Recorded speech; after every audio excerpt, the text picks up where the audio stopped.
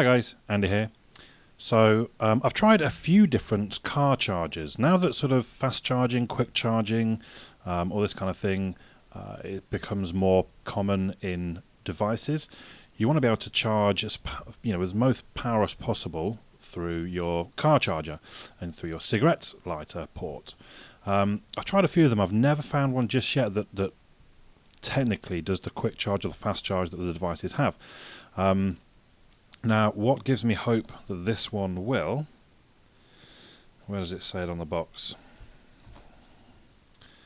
That this one is Qualcomm certified. Now, I suppose my problem then is my current device is a Note 5, and Samsung no longer use Qualcomm chips. But then it does sort of say power IQ, voltage boost. It's got, generally it's going to be kicking through quite a bit of power, is my hope. This particular one is called it's made by Anker, who on Amazon they claim to be America's #1 USB charging brand. So that's all very good. If I can get into the bleed up. That's quite sticky. Oh. Happy? Thanks for choosing Anker. It's nicely packaged. Well, thus far. Happy? Not happy. Let me in. There we go. So that's how to contact them. Happy today. Not happy. Go away. Okay. So it's a fairly simple... Oh, there's more underneath though. There's a guide. There's a guide to how to use eco-friendly packaging, frustration-free unboxing. Well, apart from the freaking world's stickiest pad holding it closed. So it's called the PowerDrive Plus 1. And it tells you plug it in, charge your phone.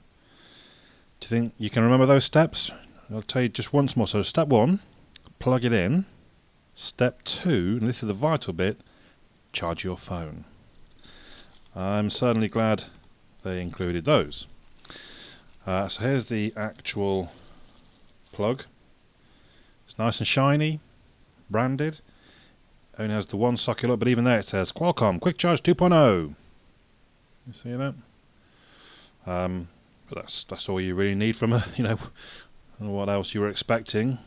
Not quite sure, in fact, how it could be anything else. But it feels good quality though. It doesn't, that doesn't feel like it's going to give way or anything at any point.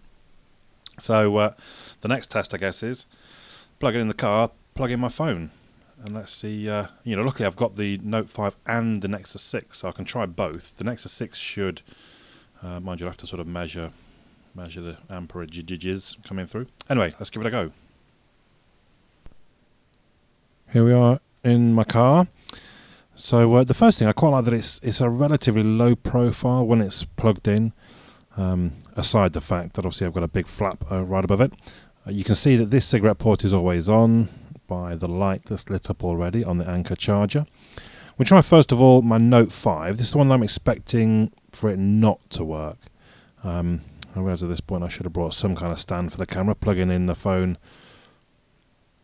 Oh, but there it says fast charger connected actually at the top. Now, it did this for me before. It starts off with some very high amperages, and then it seems to sort of fade down over time. Look, here we go. I don't know quite why, but it did recognise it as a fast charger, which I didn't expect it to. I guess it just it reads that it is a higher amp output. I don't quite know why it only shows 1 amp at this point. So I figure, well, let's just switch over, because Samsung devices do have their own app, or someone's made an app that works with Samsung devices, but that shows the same result, only 1 amp coming in. There we go. So not what I'd hoped, because if using the proper fast charger, like in a plug for example, you can see it's up over 2 amps.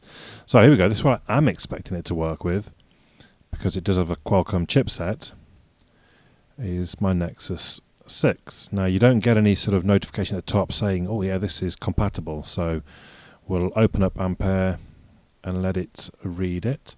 You can see there it's 8 o'clock in the morning. I'm out here doing this video in the cold, and we're at 15%, and we can see that it is kicking through a good 2 amp, and it seems to be maintaining that 2 amp, unlike the Note 5, which dropped away almost straight away. Maybe someone can tell me why. I don't entirely understand, because it's not just about the amount of amps coming in, it's about it having the technology to control it, I believe, or to push it out, I should say, from the charger. So we come back out to the car 15 minutes later, and there we go. We are at 33% at 8:15, which, those of you that aren't so good at maths, means that it's gone 18% in 15 minutes. That means in an hour it will do 72%, and that also means if you're like totally flat battery, it can charge to full in an hour and 23 minutes. An hour and 23 minutes. That's pretty impressive. I really am quite impressed by this little gadget. So of all the car chargers I've tried, definitely this is the one to get if you happen to be on a Qualcomm chipset that can make the most of it. Only £6 on Amazon as well, so highly recommended. I'll leave a link down in the information below. Please use the link if you don't mind, because I get a couple of pennies for it. Leave me your thoughts. If you know a bit more about the technology used, please let me know in the comments down below. My name's Andy. I'll catch you all again soon.